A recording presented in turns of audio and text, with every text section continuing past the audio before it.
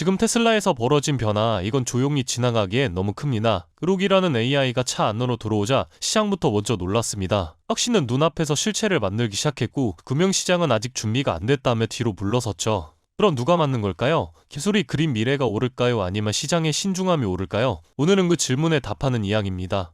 전날 발표된 테슬라의 연말 업데이트에서 가장 눈에 띄던 게 바로 그록 통합이었습니다. 그록이 뭐냐면 한마디로 자동차 내비게이션, 비서, 기술 해설가, 잡당 상대를 한 번에 하는 AI죠. 예전에 음성명령은 용건만 간단히 느낌이었다면 이번에는 진짜로 대화가 됩니다. 집에 가는 길에 충전소 하나 들려줘. 그러면 그록이 이렇게 말합니다. 오케이, 지금 가장 빠른 충전소는 어디이고 대기 차량은 2대 있어요. 그 다음으로는 이런 식이죠. 그리고 더 중요한 건 이게 단순히 편의 기능 추가가 아니라는 겁니다. 테슬라가 추구하는 방향이 아주 명확하게 드러났어요. 이제 테슬라는 자동차를 팔아서 돈을 버는 회사가 아니라 소프트웨어와 AI 경험을 팔아서 커지는 회사가 되고 있다는 겁니다. 차는 그냥 기반 플랫폼이에요. 핵심은 AI. 이게 테슬라가 요즘 반복적으로 강조하는 포인트죠. 근데 재미있는 게 테슬라가 이렇게 미래 감성 넘치는 업데이트를 내놨는데 정작 금융시장에서는 테슬라 투자 의견이 하향 조정됩니다. 모건 스탠리는 전기차 에너지, AI 기반 서비스에서 테슬라는 여전히 리더다. 그런데 그 기대감이 이미 주가에 상당히 반영됐다 전했습니다.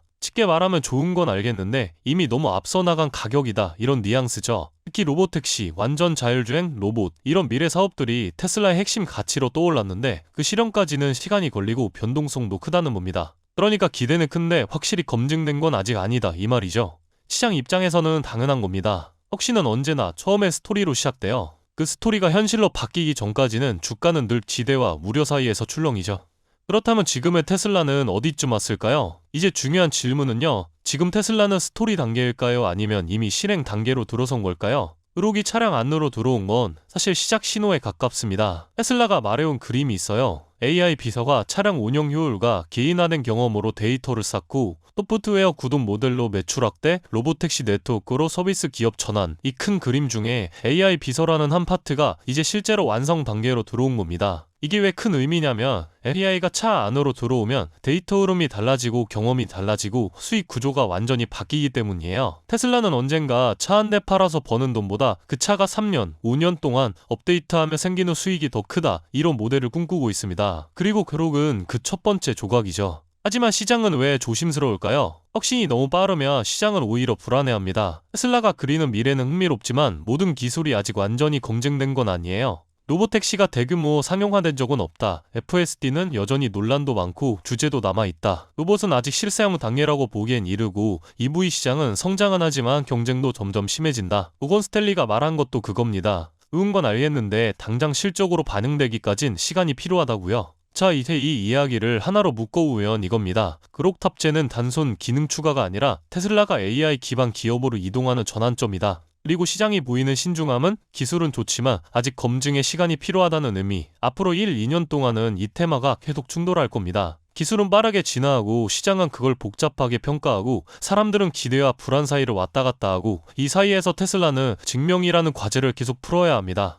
그렇다면 여러분들은 지금 주식 시장에서 수익을 내고 계신가요? 우리는 어떻게 해야 이런 불확실한 시장 속에서도 안정적으로 큰 수익을 얻어갈 수 있을까요? 눈에 띄는 대장주 M7 같은 종목들은 이미 너무 많이 상승한 뒤이기 때문에 앞으로는 진짜 큰 돈을 벌기 쉽지 않습니다. 진짜 기회는 그 대장주들 뒤에서 움직이는 수혜 종목에서 발생하는데요. 이런 종목들은 시가총액이 작기 때문에 비교적 소액으로도 접근이 가능하고 리스크 관리 또한 용이하죠. 즉 적은 자금으로도 큰 수익을 노릴 수 있는 구조입니다. 그런데 지금 시장을 움직이는 가장 큰 힘은 단순히 금리나 유동성이 아닙니다. 바로 미중 무역전쟁의 임박, 전략자원 전쟁이 시작됐기 때문이에요. 중국이 반도체에 이어 히토류 수출을 통제하기 시작했고 미국은 이에 맞서 자국 내 히토류 생산 라인을 재건에 나섰습니다. 단순히 정치적 갈등을 넘어서 AI, 전기차, 방위산업까지 직결된 신냉전형 공급망 전쟁입니다. 가장 대표적으로 눈에 띄었던 건 바로 히토류 전쟁의 중심에 선 MP 머티리얼스 티커였습니다. 미국 국방부와의 공급 계약이 발표되자 3개월 만에 주가가 6배 이상 폭등했고 거래량은 평소에 10배 이상 터졌어요. 1,000만원만 넣었어도 6,000만원. 이게 바로 시장이 움직이는 타이밍입니다. 이런 종목들을 한번 불이 붙으면 정말 불도저처럼 밀어올립니다. 왜냐면 시장의 자금은 테마에 몰리기 때문이에요. 하지만 여러분, 중요한 건 여기서 끝이 아닙니다. 한두 종목이 폭등하고 끝나는 이야기가 아니라 산업 전체의 판이 바뀌는 신호라는 점이에요. 키토르 전쟁의 불길은 이제 리튬, 니켈, 코발트 같은 2차 전지 원자재까지 번지고 있습니다. 이미 티커와 LAC 같은 대장은 너무 멀리 가버렸지만 그 뒤를 따르는 진짜 수혜주들은 아직 초입에 있습니다. 키토르 자석을 제조하는 기업이나 리튬 정제를 담당하는 2차 밸류체인 혹은 이 자원을 기반으로 한 방산 전기차 부품 기업들이요. 이런 기업들은 아직 시총이 작고 조금만 자금이 들어와도 급등 파동이 나올 수 있습니다. 테슬라나 엔비디아 같은 재무가 탄탄한 기업에 중심을 잡고 이러한 기업들의 분산 투자하셔야 보다 더 큰 수익을 얻어가는 겁니다. 지금 시장은 분명히 움직이고 있습니다. 하지만 대부분의 개인 투자자들은 이 거대한 판이 어디로 흘러가는지조차 모른 채 뒤늦게 따라붙고 있어요. 진짜 돈은 먼저 움직이는 사람의 몫입니다. 그래서 제가 이번에 직접 현재 이 전략자원 전쟁 속에서 가장 강하게 수급이 몰리게 될